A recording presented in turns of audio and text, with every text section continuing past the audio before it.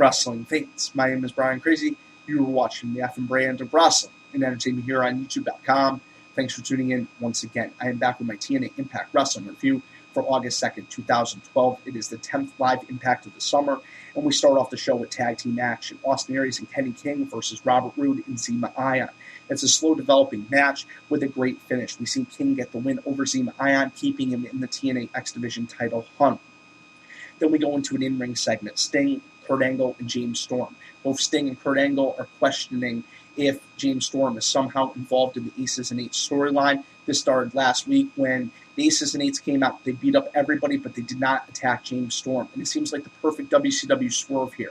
Blame one guy, but at the end, another guy is responsible, the guy that you never expect. And that's why I honestly feel like Jeff Jarrett might be involved in the storyline. Jeff Jarrett might be the leader of the Aces and Eights, and so many wrestling news sites and so many different fans have been buzzing about this on the internet, talking about what are the possibilities that Jarrett could be behind this organization. He's taken exception to the fact that Sting and Hogan are running his company. He's taken exception to the fact that Dixie Carter is running the company that he founded. He's taken exception to the fact that Sting has been named to the Hall of Fame before him or his father have been. So it would make perfect sense. He sends this guys in to create havoc, to either regain control of TNA once Dixie Carter realizes that Hogan and Sting can't get the job done, or he's just going to reveal himself as the leader of this faction after all this havoc has been caused. Either way it plays out, it's going to be great if that is, in fact, where they're going with this angle. But tonight we did get to see the debut of Wes Brisco before the main event. He was talking with Kurt Angle backstage, and then he sat ringside for the main event. We did not see the Aces and Eight attack, but they sent a very cryptic message once again. Those 4 cards to Brooke Hogan, and Brooke Hogan left the arena immediately. So like I was just referencing, if Brooke Hogan is afraid of the Aces and Eights and can't get the job done, if Hulk Hogan is now sidelined and now Sting is standing alone, what is going to happen? Then we go into the first Bound for Glory Series match of the night. Bully Ray picks up the win over Robbie E in less than 1 minute's time.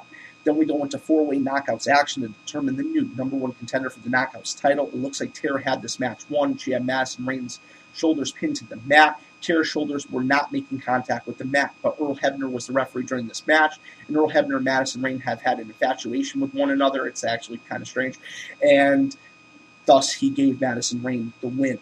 Then we go into Chavo Guerrero's TNA in-ring wrestling debut.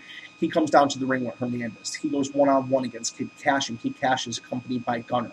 And I think we're seeing the genesis of 2 brand new tag teams in TNA wrestling, and it's exciting.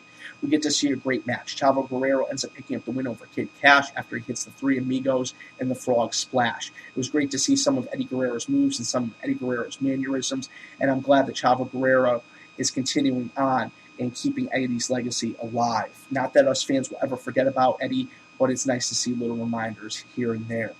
Then we go into the baby shower for Claire Lynch. Kazarian and Daniels do it like only Kazarian and Daniels can do.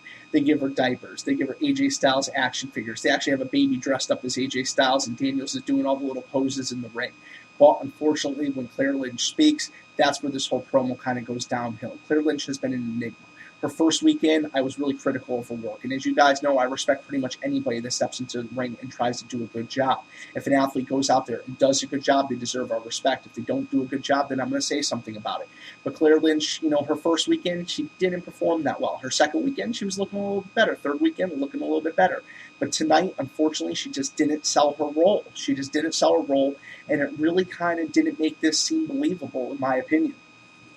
And then we go into the main event, James Storm versus Kurt Angle. James Storm ends up picking up the win over Kurt Angle, and then post-match, Robert Roode questions James Storm. He says, you didn't need the Aces and Eights tonight. You were able to beat Kurt Angle clean. What's your whole connection? What's really going on here? And it ends up turning into a brawl. And the Aces and Eights are getting exactly what they want, trying to create dysfunction in TNA, trying to create anarchy, and trying to show Dixie Carter maybe that Sting, Hogan's can't get the job done. Now, during this whole match, Wes Brisco was sitting at ringside, and like I said, it's been rumored that Wes Brisco has been involved in this Aces and Eights storyline.